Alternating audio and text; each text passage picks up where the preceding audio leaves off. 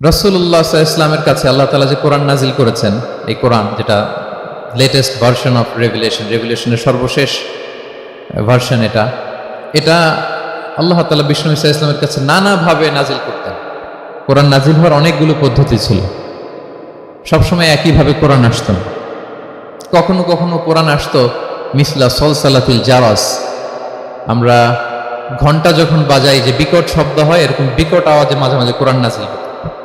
আপনাদের মনে থাকবার কথা, বাংলাদেশে আমরা যখন প্রাইমারি স্কুলে পড়তাম বা হাই স্কুলে পড়তাম, ঘন্টা শেষ হলে, একটা ক্লাস শেষ হলে দফতরি কি করতো বলেন তো?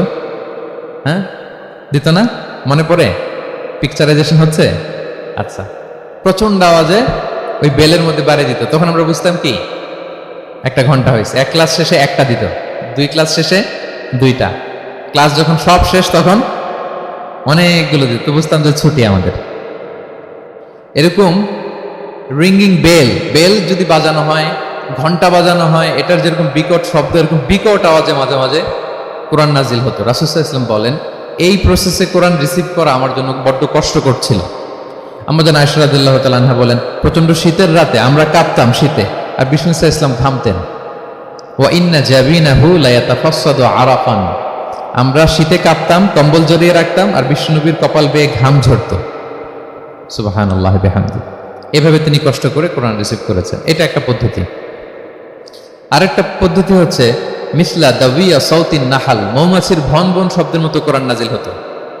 যখন নাজিল হতো, রাসূল সাল্লাল্লাহু আলাইহি ওয়াসাল্লামের মুখের সামনে, চেহারার সামনে মৌমাছি ভন ভন করলে যেরকম সাউন্ড, এরকম একটা সাউন্ড হতো। এটা সাহাবারা কাছাকাছি যারা থাকতেন ওনারা উইটনেস করেছেন অনেকবার। আজকের এই আলোচনাটা এটার সাথে প্রাসঙ্গিক, আমি বলবো আপনাদেরকে। দুইটা পদ্ধতি গেল। আরেকটা পদ্ধতি হচ্ছে মিন ওয়ারাই হিজাব, পর্দার অন্তরাল থেকে সরাসরি আল্লাহ কথা বলতেন, রাসূল সাল্লাল্লাহু আলাইহি ওয়াসাল্লাম শুনতো। এটা কেবল একবারই হয়েছে, মেরাজের রাতে। তারপর মাঝে মাঝে ইউলকা ফি কুলুবি রাসূলিল্লাহ, আল্লাহ রাসূল সাল্লাল্লাহু আলাইহি ওয়াসাল্লামের অন্তঃকরণে আল্লাহ তাআলা ঢেলে দিতেন ওয়াহী। আচ্ছা, আবার কখনো কখনো জিবরাইল আলাইহিস সালাম ওনার মূল আকৃতিতে ওহী নিয়ে আসতেন। ওনার যে বিসূরাতিহিল আসলিয়া, জিবরাইল আলাইহিস সালামের যে মূল সূরাত, এই সূরাতে আসতেন। এই সূরাতে রাসূল সাল্লাল্লাহু আলাইহি ওয়াসাল্লাম জিবরাইল আলাইহিস সালামকে জীবনে দুইবার দেখেছিলেন। একবার ওই যে হেরা গুহার ওখানে দেখেছিলেন, আর একবার সেই সিদরাতুল মুনতাহা মেরাজের রাতে দেখেছিলেন। 600 পাখা মেলে বিশাল আকৃতি নিয়ে পুরো দিগন্ত বিস্তৃত করে জিবরাইল আলাইহিস সালাম নেমে আসতেন। দুইবার এভাবে রাসূল সাল্লাল্লাহু আলাইহি ওয়াসাল্লাম দেখেছিলেন। এভাবে কোরআন নাজিল হতো। আবার কখনো কখনো রাসূল সাল্লাল্লাহু আলাইহি ওয়াসাল্লাম এই যে হিউম্যান শেপে, মানুষের আকৃতিতে আসতেন, দেখতে মানুষের মতো লাগতো। মানুষের আকৃতিতে জিবরাইল আলাইহিস সালাম এসে কোরআন পৌঁছে দিয়ে দিতেন। বিষ্ণু সাল্লাল্লাহু আলাইহি ওয়াসাল্লাম বলতেন, এই প্রসেসে ওহী রিসিভ করা আমার জন্য সবচেয়ে সহজ ছিল। এটা তো খুব স্বাভাবিক, ন্যাচারাল, যে একজন মানুষ এসে আমার সাথে কথা বললে, মানুষ মানুষের সাথে কথা বলবে, এটা তো খুব ফ্লেক্সিবল হবে, কমফোর্টেবল হবে। বাকি পদ্ধতিগুলো রাসূল সাল্লাল্লাহু আলাইহি ওয়াসাল্লামের জন্য কঠিন ছিল। এবং এই সূরাতে যখন জিবরাইল আলাইহিস সালাম আসতেন, তখন দিহিয়াতুল কালবি আল আনসারী নামে এক সাহাবীর সূরাতে আসতেন। ওনার তওবাটা আল্লাহর কাছে খুব পছন্দ হয়েছিল। জাহিলি যুগে অনেক কন্যা সন্তানকে তিনি জীবিত প্রচিত করেছিলেন। পরে একবার এমন রিপেন্টেন্ট হলেন, অনুতপ্ত হলেন, অনুশোচনায় পড়ে আল্লাহর কাছে এমন কান্না করলেন। আর অনুশোচনার চোখের পানি আল্লাহ বড্ড পছন্দ করেন। অনুতপ্ত বান্দা যখন অনুতপ্ত হয়ে কাঁদে, তার চোখের পানি তার চোখ বেয়ে, নাক বেয়ে জমিনে ড্রপ করার আগে আল্লাহ বান্দাকে মাফ করে দেয়।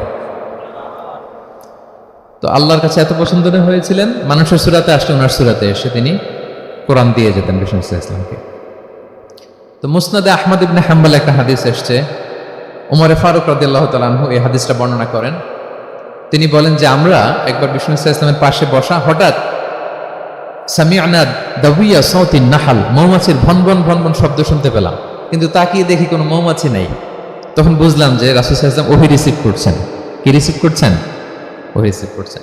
ঠিকই রাসূল সাল্লাল্লাহু আলাইহি ওয়াসাল্লাম কিবলামুখী হলেন, ফাস্তাকবালাল কিবলা। অনেকক্ষণ তিনি চুপ করে গম্ভীর হয়ে বসে থাকলেন, ওহী রিসিভ করলেন। এরপর সাহাবাদের দিকে তাকিয়ে উনি হেসে দিলেন। হেসে বললেন, এইমাত্র সূরাতুল মুমিনুনের প্রথম 10টা আয়াত আমার উপর নাজিল হয়েছে।